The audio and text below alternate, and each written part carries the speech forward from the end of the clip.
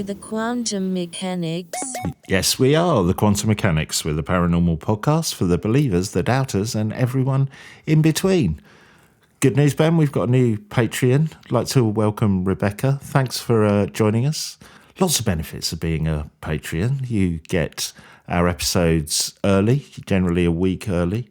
You get the exclusive episode, Ben and Peter's Extra Scoop. Lots of chat, lots of postings. We kind of let you know what other stuff we've got going on. Access to Discord. Access to Discord server, which I always forget to say. But most importantly, you're helping us make this podcast possible, which we really appreciate. Less than a cup of coffee a month, you get all that stuff, but more importantly, keeps us going, doesn't it, in terms of research and little bits and bits that The things we have to buy. Yes, and coming up in the Extra Scoop today, there's been some new actual research into quantum mechanics, and it looks like it sheds a little bit more light on a topic that we covered a few months ago, and I've got a new story which is kind of interesting in the time slip world. So we'll have a look at what happened. Love a time slip. There. Yeah. But it's quite different to what I'm covering in the main show, which is black magic, not the chocolates, although it is the season for those chocolates. Were Black Magic chocolates the one with the man who was a bit James Bondy? That was Milk Tray. That was Milk Tray Man. Yes, Black Magic, dark chocolate ones. Yeah, I never really took to them. They were quite big in our house when I was a kid. I love Black Magic. Yeah. My partner, she said she prefers Milk Tray. The thing about Milk Tray is, again, when you're younger, you take stuff literally, and all I could think about was a tray that had milk poured over it. Right. And it didn't seem like, because the thing you get closest to most when you're a kid in the world of trays is the school dinner tray that you carry in when you go into the school hall. And I thought, I don't want to spill. If I spill milk on that, it'd just be disgusting. So all I could think of when anybody said milk tray was some scummy milk washing around on my dinner tray. I just realised that anyone outside the UK will not have a clue what we've been talking about for the last minute and a half. Oh yeah, it's a brand of chocolate. Yes, so Black Magic and Milk Tray, they're like, those selection box, life is like a box of chocolates type thing. One was milk chocolate based. And as you could probably guess, Black Magic was dark chocolate based.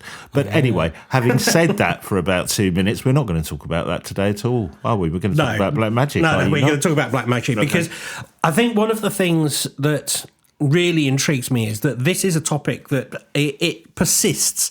So when we were growing up, Black Magic, it was spoken about in sort of hushed tones, I suppose. Like it was in the same category as messing around with Ouija boards, I think. And there were all kinds of rumours, like you'd get sort of a goth kid at school who would make a plasticine doll of somebody they didn't like, usually a teacher, and stick a needle in it or something. We were all sort of familiar with that messing around. Yeah. But there is so much anecdotal evidence and historical accounts specifically tied to the British Isles on this that I think it was worth going into.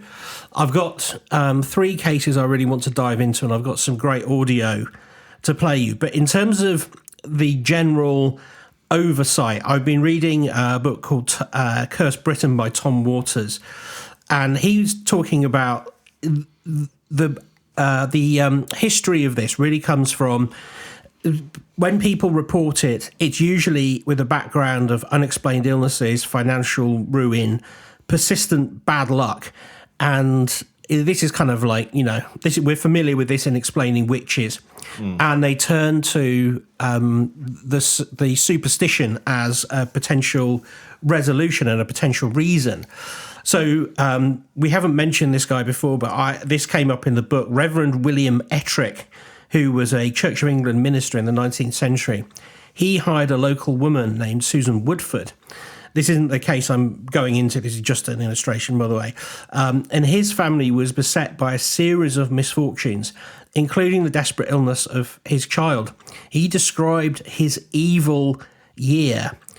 Now, he is initially sceptical because, as I say, he's a member of the Church of England, and this is very alien to his beliefs. But he slowly became convinced that he was being bewitched. He recorded in his diaries these strange fatalistic remarks made by Susan, and noted her reputation in the village as a witch. Eventually, he turned to magical remedies and ultimately sacked her.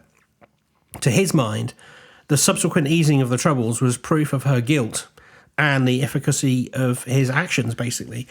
Who'd have known the best way to get rid of a black magic curse is to make someone redundant? No, I know. Yeah, so that is the thing that really stood out for me, is like, I sack you, I'll stop putting a curse on you. Oh, right. It doesn't quite add up. Sorry, we're probably going to get into this, but what had he done? Did peed her off so much? Do we know? Nothing. Nothing. She just had a reputation as a witch. Right. And for no good reason, he felt like he was being targeted by her. But as a dog believes it's chasing off a postman because its bark at the front door works, he believed that he had resolved the problem and it was black magic. Right. You're fired. Yeah, off you go.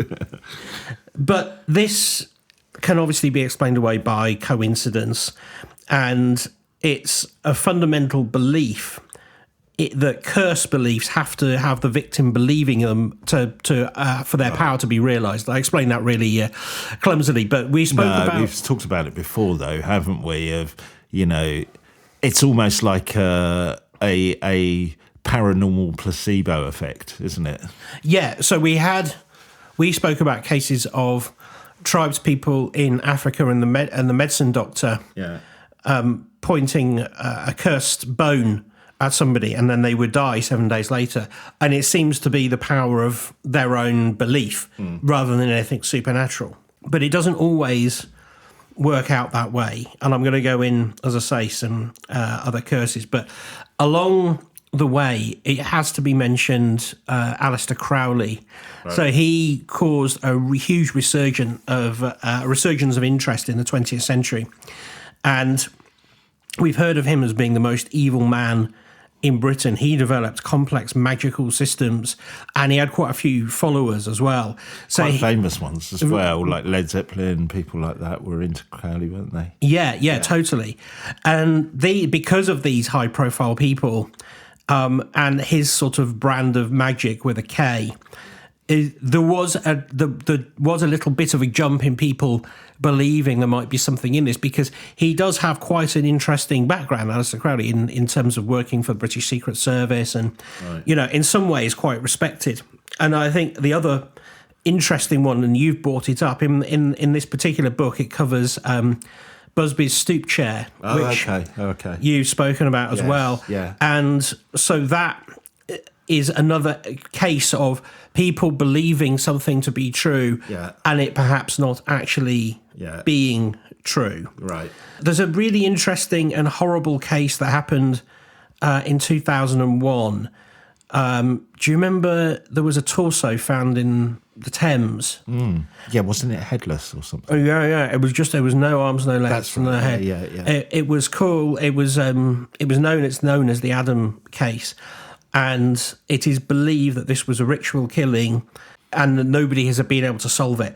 And that really got me thinking, was I wonder whether there are any other black magic cases which have drawn so much attention because of their peculiarity and have never been solved as to whether the actual thing that happened was magic or whether magic was involved. Mm-hmm. And along the way, I found this wonderful old tape from the BBC, which goes back to 1964. This is part of a news report. Have a listen to this. The relics of man's past, abandoned and crumbling churches, the decaying profile of a castle. They add a sad beauty to a landscape. By day, they comfort us with the knowledge that this land has a history. But at night, when our superstitions are so much closer to the surface, they uncover our primitive fears.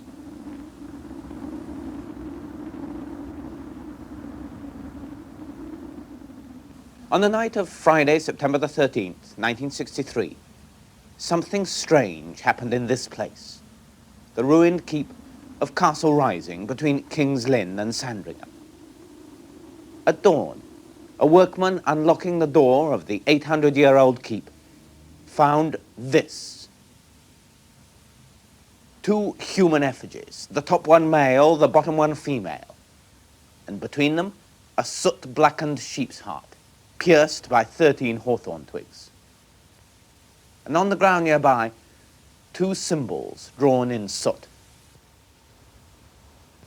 4 months later, at the crumbling church of St. James at Borsey, about 3 miles south of Castle Rising, 2 King's Lynn schoolboys found this. Again, the sheep's heart pierced by hawthorn twigs, but this time no effigies. Instead, on the ground in the center of the bell tower, a black circle with a black candle at its center. Here, just a few days ago, more symbols were found in another ruined church, Babingley Church, just a mile north of Castle Rising. An 11-year-old boy who had been fishing in the river came to explore the ruins of this church. Once the center of a thriving village, a village that was probably wiped out by the plague or by malaria, the scourge of the fens. And in the bell tower, he found this. A wax female effigy, again with a thorn through its heart. Above it, a solitary black candle. And on the ground beneath, the now familiar sheep's. Wow. Well, the first thing to say is we have really got to improve our BBC pronunciation, haven't we? Welcome to the quantum mechanics. Well, hello. It cuts off rather abruptly at the end. I'm sorry about that. It's because there's an awkward cut in the original material. But yeah, that is a BBC documentary from 1964 about this black magic flap that is happening across the fens. Later on in that show, they bring in an expert, and oh my goodness, he is straight from Central Casting as an expert in black magic. I love the wind sound effect. There were so many weird sound effects. Yeah. And I love the way he goes, and they found this. Yeah. And what they're actually doing is doing a hard jump cut to to what they found there. So because it's in black and white, you don't actually get the full effect of like the blackened heart and stuff like that. But it turns out what the idea behind what was trying to be caused with this magic, the expert says it's basically there's a love triangle, and this is the case of a jilted woman who is trying to use black magic to get the heart of her lover back and to banish another woman. Right. So this set of symbols is intended to break the love between the effigy of the man and the woman. Right. We've seen that so much. That's really reminded me of when we covered the Witches of Siena. Yeah. So there was a woman who claimed to be a witch there who was tried for witchcraft, and literally her business was, if your lover is having an affair, I can bring him back to you and stop that happening through black magic. Yeah. Well, so in this particular case, the people were worried, not so much that black magic was being practiced, but there was trespassing on church property. And of course, it does feel quite icky mixing the sort of the faith of the church with this kind of activity, cult-like activity. But of course, at the end of it, they're like, "Well, I'm sure it didn't have any effect, or did it?" But I wanted to play that because it was taken very seriously. It was in newspapers at the time. It was spoken about in all the local pubs. When I did some more research around this, some people have written it comes up just as little bits of work in other books. And what people were worried about, not so much whether it would work, but who was doing it, who felt like they had the power to do this, because it feels like all eyes might be on you if you do something wrong. If you look at someone's wife the wrong way, or do something out of line with this person, maybe they would target you, and then maybe there might be something in it. So I feel like this idea of kind of not mass hysteria, but concern is what drove the BBC to go down and make that. Right. that- Well, you that can see film. why people's imagination kind of went crazy with that type of stuff, because you've got no idea of the context of it. You haven't got this idea that it's actually Maureen going to the butcher's going, have you got any sheep's hearts? You know what I mean? It's completely, it feels Yeah, what do you want that for? yeah, exactly. Yeah, well, I'm making a stew. Yeah, of course you are. Sheep's heart stew. Yeah. Oh, I'm going to get up to 2 cases in a minute. You just reminded me. I went down to get some calves liver for my dog. Yeah. He loves that stuff. And it was awful. Well, they said, there's no call for it around here. We haven't got that. Right. And I said, because I hadn't said it was for the dog. And he said, is it for your dog? And I said, yeah, it is. And he said, I've got something that he'll love a lot more.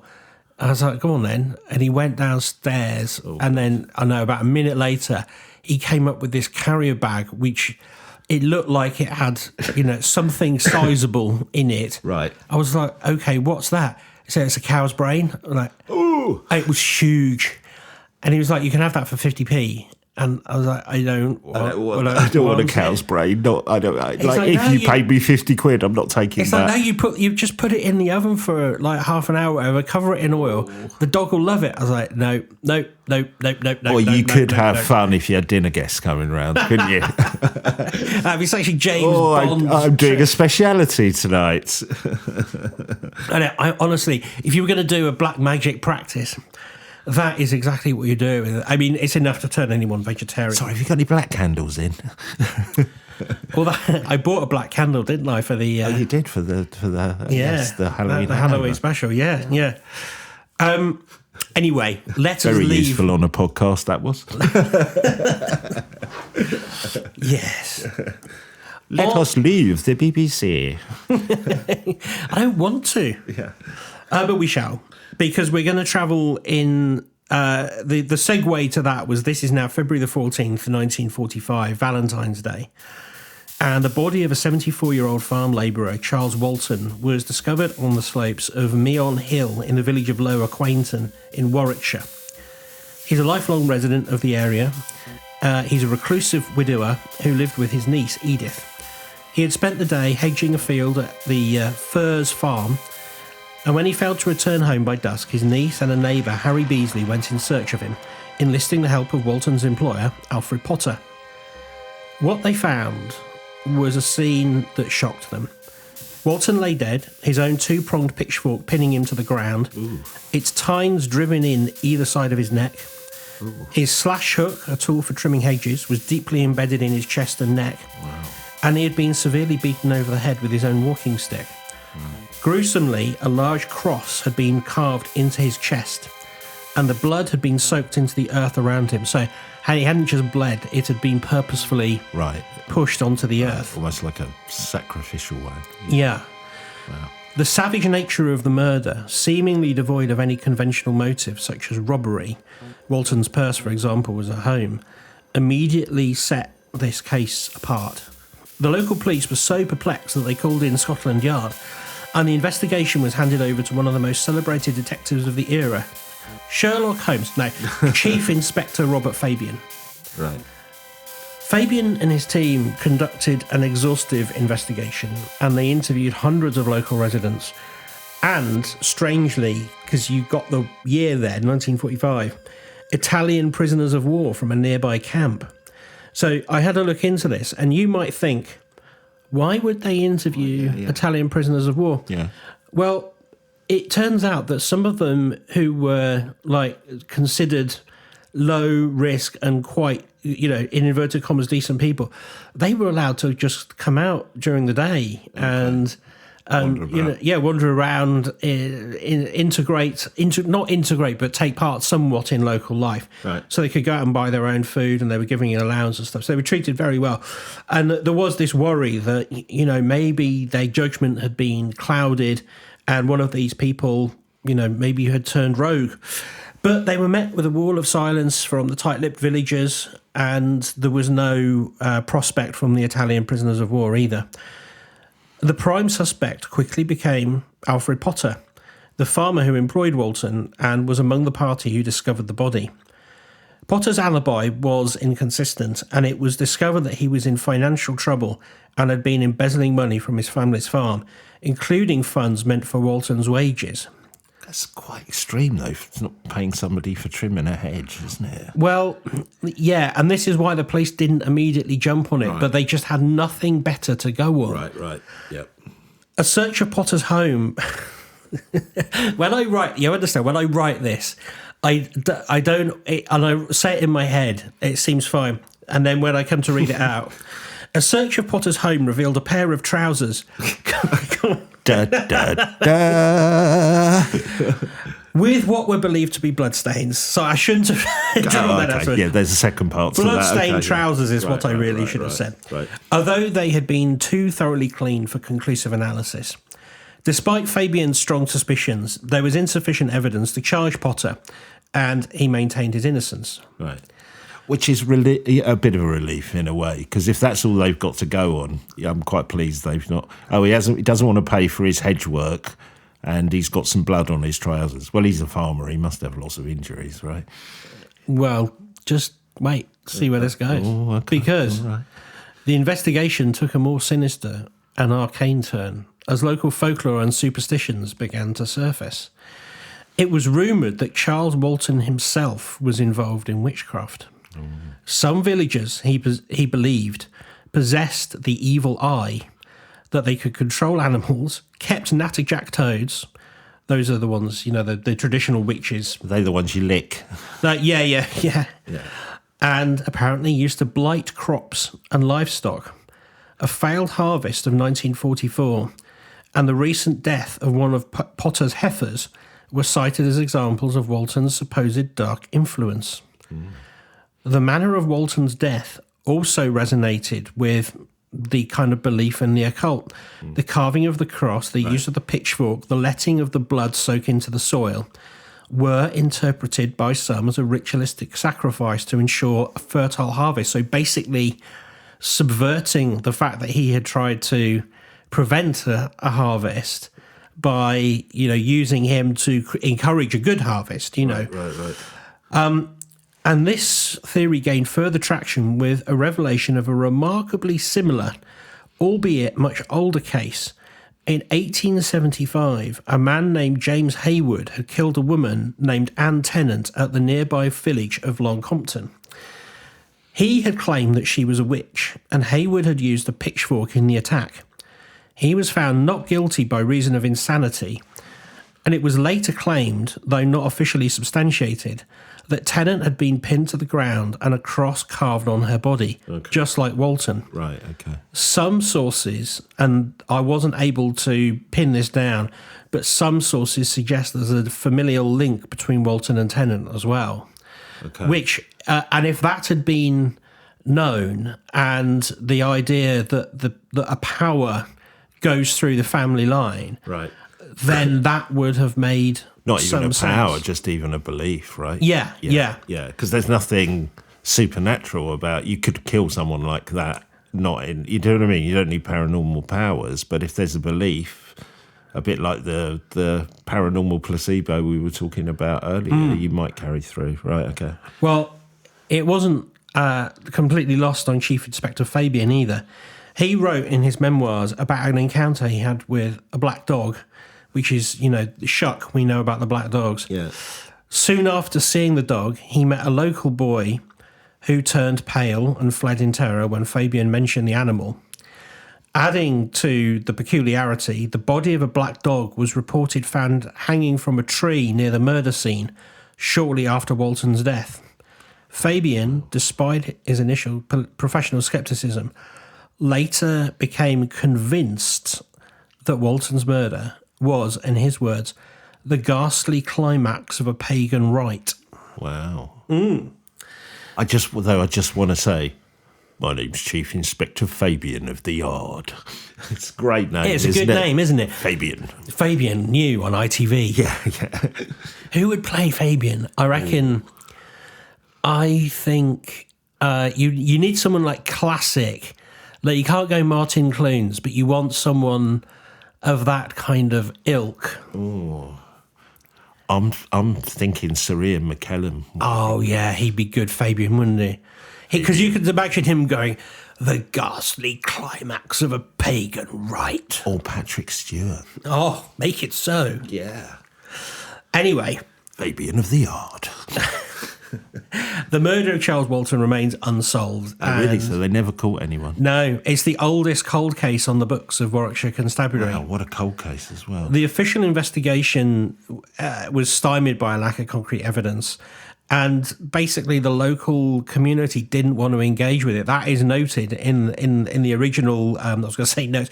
It's noted in the case files Because of the fear of the paranormal? Or... Yeah, and also because it was such a peculiar case, there is people are skeptical about commenting on it because their own beliefs might come over as sounding crazy.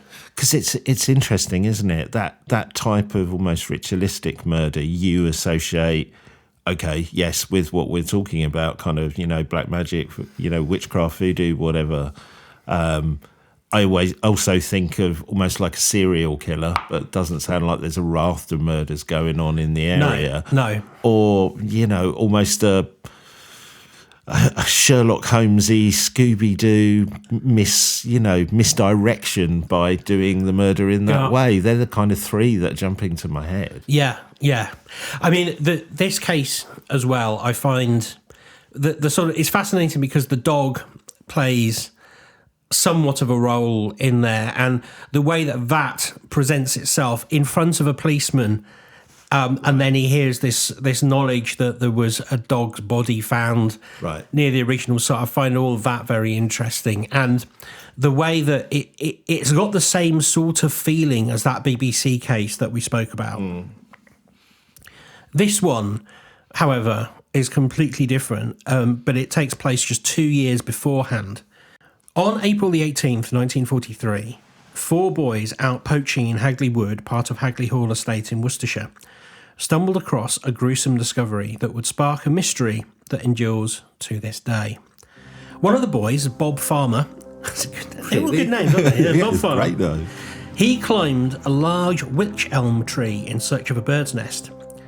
Peering into the hollow trunk, he saw a human skull with tufts of mousy brown hair.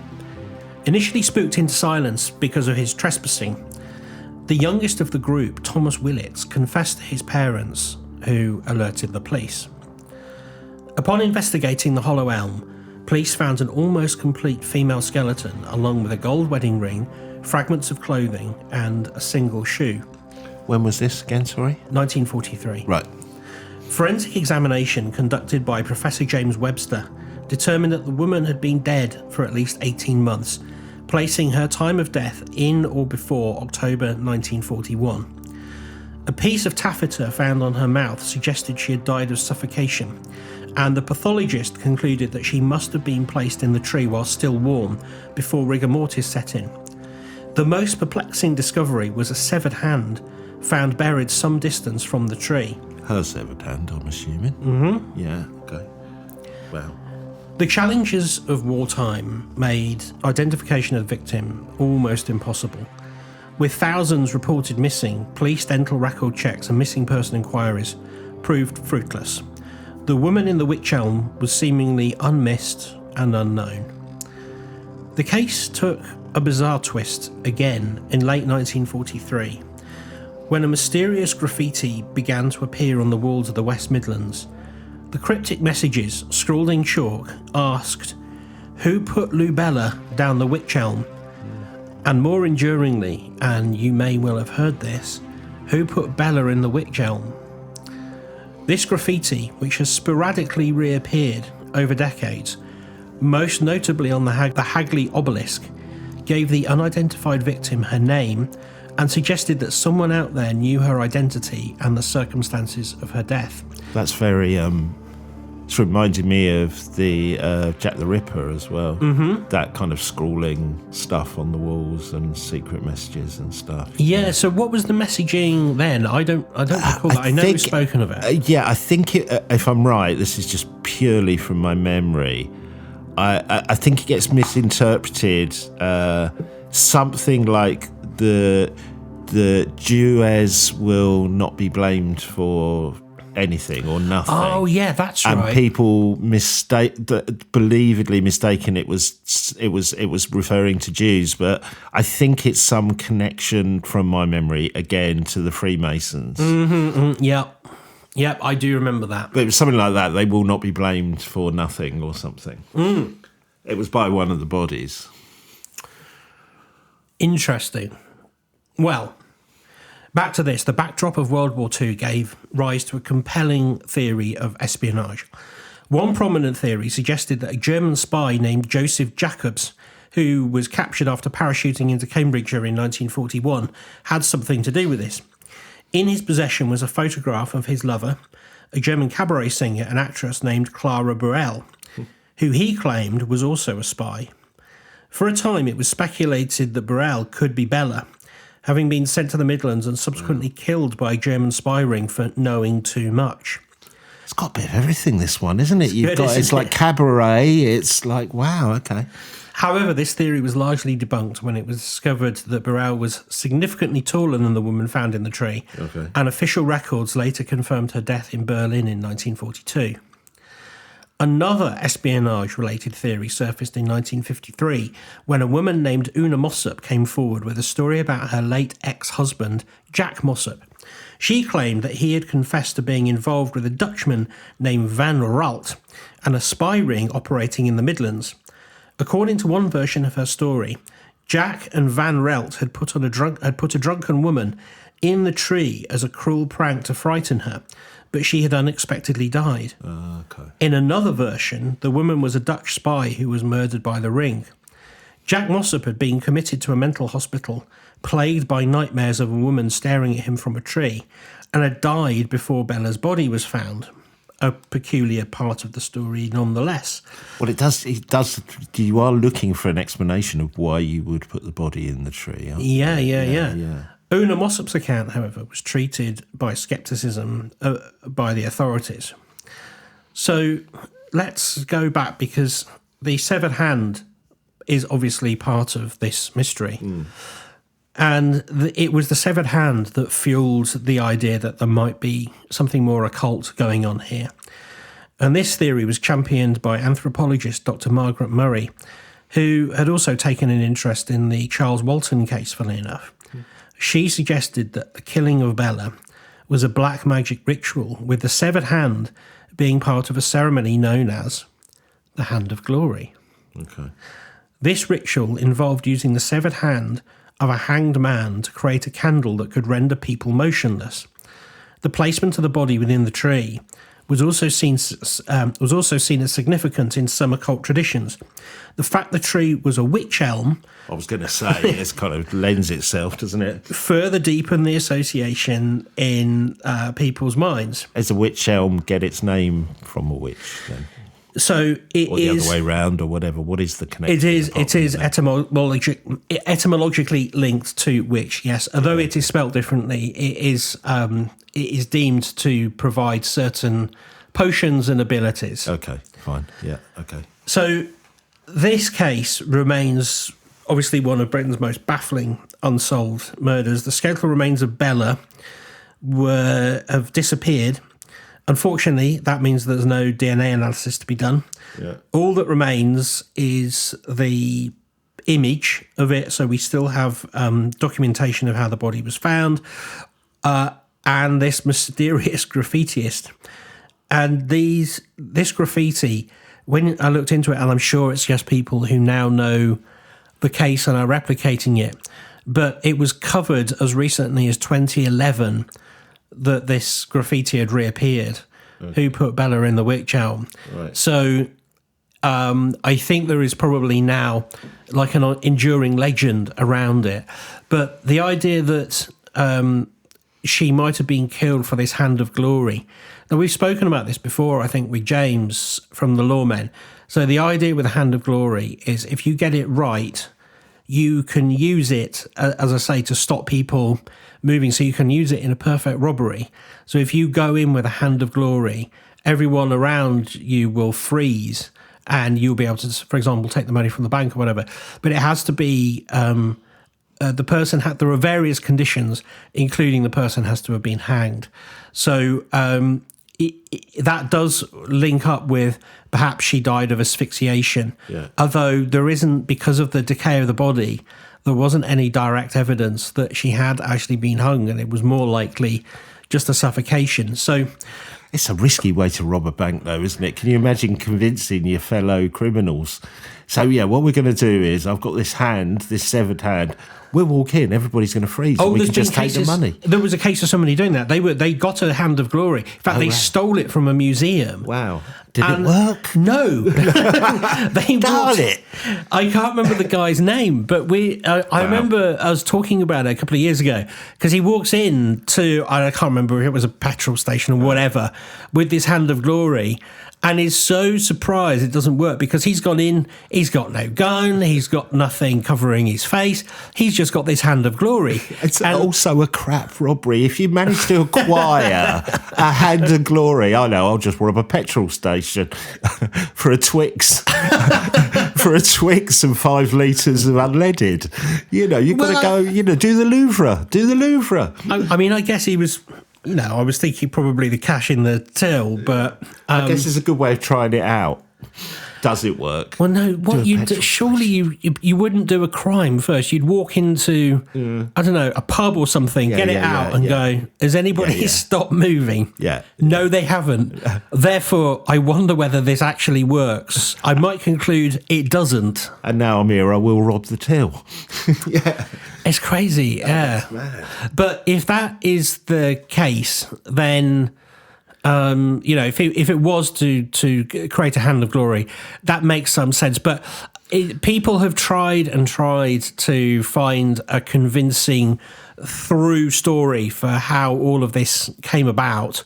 Well, it's also, I was thinking, forgetting the black magic thing. If you go with we talked about serial killers earlier, the writing bit would be... You could see that happening for somebody who wants to keep the publicity alive and wants to keep the limelight on them, couldn't you? Yeah. Who continues to kind of almost... Because that was the thing, wasn't it, with Jack the Ripper? There was almost an element of him taunting the police because they couldn't get him. Yes, that's true. That's true. I mean... I'm not saying the two things are No, case, but I think that is... that is the sort of the mind of like a psychopathic killer. Yeah.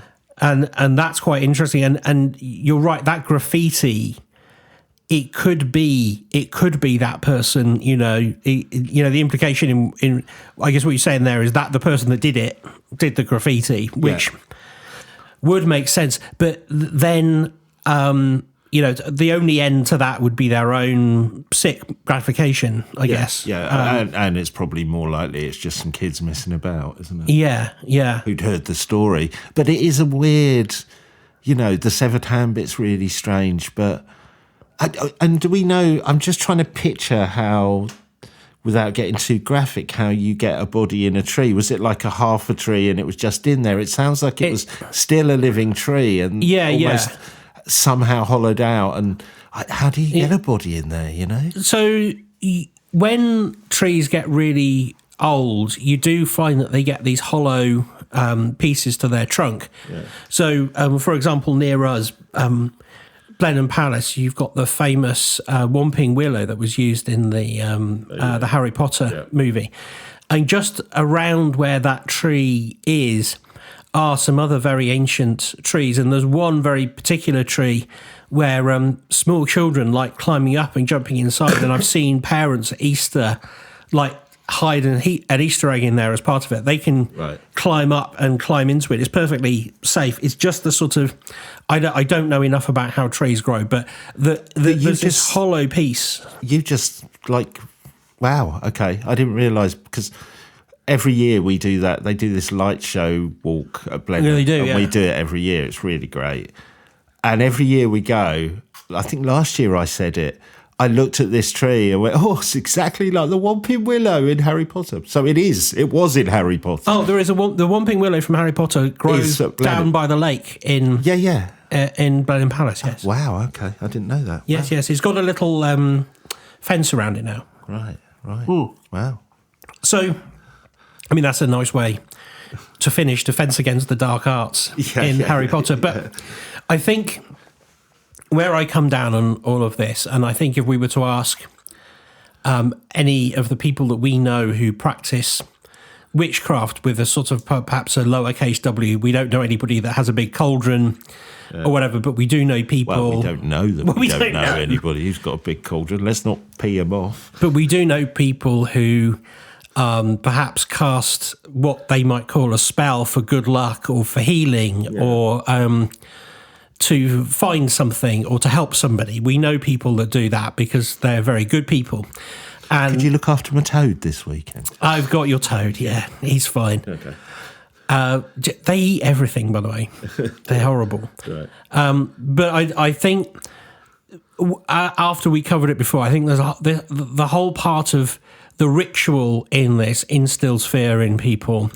And what we found in that murder case there was it wasn't really a case of any paranormal effect upon that person. It was the belief in the paranormal that brought them down and caused them, if the idea is true, to be murdered.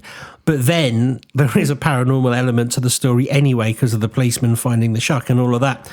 So I do think it's particularly that is particularly fascinating.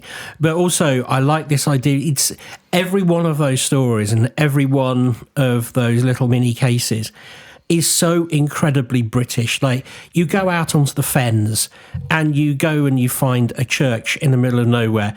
And of course there's a blackened sheep's heart in there, because why wouldn't there be? Because that's what happens in Britain. It's full of eccentric people who like to practice these things. Well, it's making me think, like both those two last stories, the thing that feeds it as well is almost the lack of logic and information to it, and your brain just fills that void, doesn't it? You start speculating and all kinds of things are going through your head, and even probably things that are completely coincidental get pushed in with it as well. Like the writing on the wall, it's likely it's just somebody messing about because they've heard the story, but I'm off with, yes, Jack the Ripper did that, you know what I mean? It just sparks your imagination to fill in the gaps. Yeah, no, I can. Very Sherlock Holmes in that sense. So Sherlock. And I bet Arthur Conan Doyle was spinning in his grave thinking, he should have written Who Put Bella in the Wych Elm. That would have been that would have been such a brilliant case. Yeah. I'd never heard that story before. It's a amazing story. So I had heard of it before, but I never heard it in terms of the Hand of Glory. I believed that it was, because I hadn't researched it, I thought the spy story was true, but actually the spy story is so full of holes. Right. And it's also, I must point out, equally likely that the explanation is incredibly mundane. Like a woman who is short of meat goes out squirrel hunting. That sounds crazy, but you can eat squirrels. It was the war, and she could have got into trouble. Now, why did she have a severed hand? Who the hell knows? That bit is a big mystery. But do you remember there was the case of the man who was found on the beach in Australia? The pianist. Yeah. So for years, people thought that he was like some sort of World War II spy. So the long and short of it, dead body in a suit, all the labels cut out of his clothes. Right. And the peculiarity of he had some cigarettes in his pocket, but they were cheap cigarettes in a expensive cigarette packet. Right. And there was loads of speculation that it was like an Operation Mincemeat type deal where, there was a decoy body put there for some kind of nefarious wartime spy reason. Turns out he was just a local musician who had decided to move down the coast and had lost track of his family and stuff. There was literally nothing that mysterious about it at all. Right. And yet it had caused so many documentaries, so many books to be written about it, so many grand theories. Yeah. Well, it's funny, isn't it, that you said about the cigarettes, cheap cigarettes in an expensive packet, your mind goes racing. But actually it was probably he was running out of cigarettes and would just blag them off people and put them in his old box. You know, that's the simple explanation, but your brain doesn't want to go there, does it? Well, I think it was even more similar. He was trying to portray a success that he didn't have. Right, okay. So he would buy Berkeley Super Kings and put them in his Marlboro Light Hundreds packet. Right, I get you. Yeah. Anyway, that is the end of my stories this week. Yeah, well, I wish you hadn't brought that severed hand into the studio. It's been freaking me out. No, I'm not going to go down that route. Hey, where's my car gone? You see? Have you got any missing time? Yeah, really. Don't let the dog at it. Yeah. There is, if you want to see one, there was one in the Pitt Rivers Museum. I don't know if it's still there because they moved out some culturally inappropriate items. But can I just remember, because I don't remember us talking about it with James. So I know we did, but I don't remember it. So you mentioned earlier, do you put a candle in it or you just carry it around? What do you do with it? I think you do put a candle. I think you put candles on the fingers and then... Which makes it even more difficult to use in a robbery. I'm thinking. Especially in a petrol station, for God's sake. Put your hands in the air. Not you, Stan. Not you. You've got the candles. Not you. Because you'd probably just hand over the money because you didn't want the petrol station to blow up. And the guy with the hands go, that works a treat. Well, we see evidence that it is in popular culture by shows like, we always talk about Scooby-Doo and things, but also what's it called? It in the Addams Family, which is a disembodied hand. Yeah. The development of that surely comes from the fact, that this idea of these hands with supernatural powers removed from the dead. It's the one I remember. I'm sure I've mentioned this on the podcast before. When I was really small child, like now it would never happen. My gran used to love black and white horror films, like real old, like Boris Karloff type stuff. And I don't know if you remember, it was either BBC One or BBC Two, used to run a horror double bill on a Friday or Saturday night at like 10 o'clock, and there were two movies. And I always used to, I was really, really young, 6 or 7. I used to watch these things with her. And the one I always remember is one called The Hand, which was just black and white and just this severed hand creeping around this kind of gothic type mansion. Really vividly remember it. Don't remember anything else about it, but I was terrified of that. That must be where it comes from. It must be. So I just checked while you were talking. You have to cure the hand using various different and specialist ingredients. Well, it's a bit like doing a ham for Christmas. The candle has to be made from the fat of the same corpse. Okay. And the wick from the hair of the dead. The candle is then placed in the handle as a candlestick or on the fingers, or the fingers of the hand themselves are used as wicks. Right. And then in this particular instance, you use it to break into a house at night and the people won't wake up. Right. And you have to say the incantation, let those who rest more deeply sleep, let those awake their vigils keep. O hand of glory, shed thy light, direct us to our spoil tonight. You can say that if you want. It's a lot of faff. It's quite a lot of faff, isn't it? Maybe just go and get a job. Yeah, that's a lot of faff to rob someone. Don't rob people. Yeah. Maybe that's the lesson here. Wow, good. We've been flirting with witchcraft a bit recently.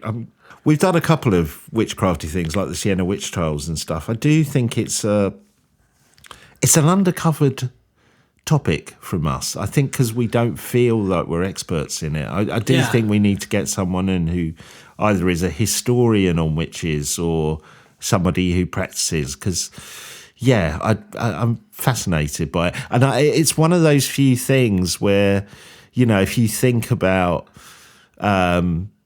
it's real kind of the good and evil side, isn't there? There's the dark witches, the white witches. It's from that perspective, it's not as clear cut. So fascinating on that front as well.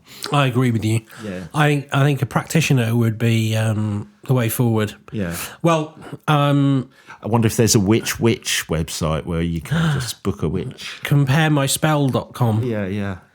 Yeah, well, so we're gradually building up cases for next year. We know that we've got that particular scientific investigation that we're being helped with by some of our patrons. That's coming up. This takes a lot of planning. We've spoken for a while about needing to find a witch. I will put out some more investigation over the Christmas period when I got some downtime because I think it's quite hard.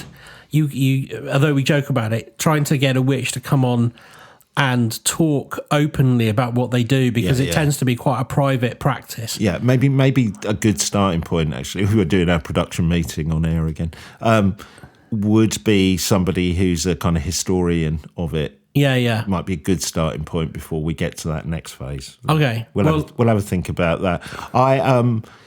Next week, I don't know what I'm doing. I've had one of those weeks, Ben, where I've been working on an episode and it's just not clicking at the moment. So I'm hoping to...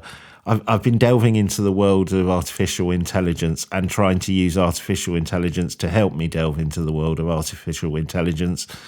And that has been as difficult as saying artificial intelligence over and over and over again. It'll kill us all. Yeah, there you go. In the meantime, patreon.com/TQM pod. Yep. And we're going to go and record the extra scoop now.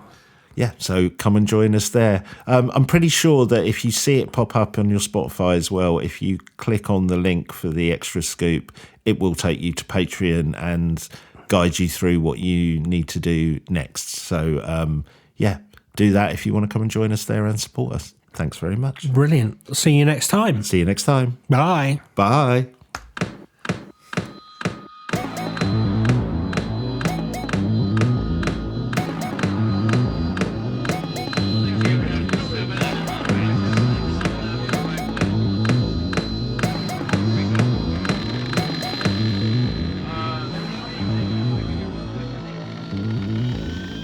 Are you the quantum mechanics?